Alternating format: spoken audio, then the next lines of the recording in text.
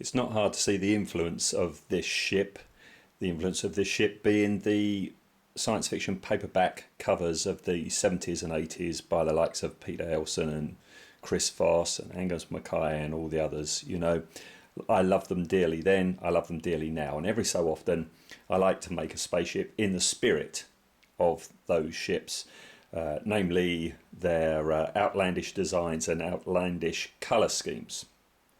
So I think this is the latest one that I've done, and like many of my scratch builds, it starts with one part and go from there. And in the case of this one, it was the prow of the ship here, which is the end of our old Hoover. Our Hoover died, and every time I used to Hoover and use this bit, which you use, you know, to do the clean the back of the settees, it's like, oh, that looks like the front of a spaceship. So when the Hoover died, this was put in my spares box.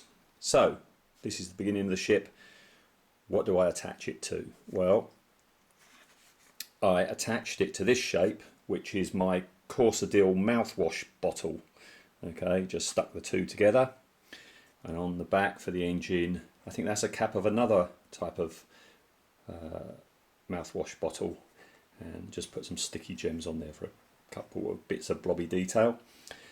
I knew I wanted a couple of side shapes, and what I usually do when I'm looking for them is I roughly know how long it's got to be and how wide it's going to be, so I make a little piece of card, and then I go down to the supermarket or the hardware store and just look around.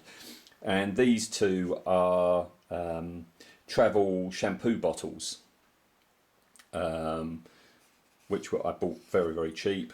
And after I use them, just attach them with some pieces of rod, and then it's off with the kit detailing. And as usual with a lot of my models, it's Tamiya parts, and here we've got a piece from the Tamiya 88mm kit, which is also up here as well. I think this is the bonnet from a World War II truck. Yep, 88mm there as well. And yep, the usual thing, just go over, add in pieces. These are like sticky gems again. Pretty sure that's a Lego piece there. That's 88mm.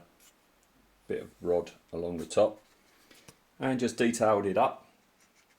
It being based on 70s science fiction ships.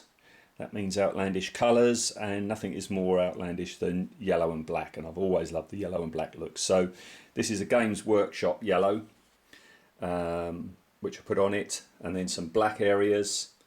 This isn't me being very neat, this is just black self-adhesive stripes, got some yellow ones in there as well, and then put on some decals, and luckily I had some checkerboard decals, and again, nothing screams 70s spacecraft than checkerboard patterns, so I've put them all over as well.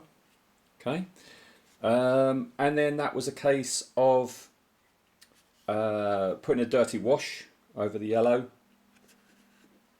and then some pastels to dirty it down, make it look nice and grubby, and then finally, and quite crucially, a coat of matte varnish.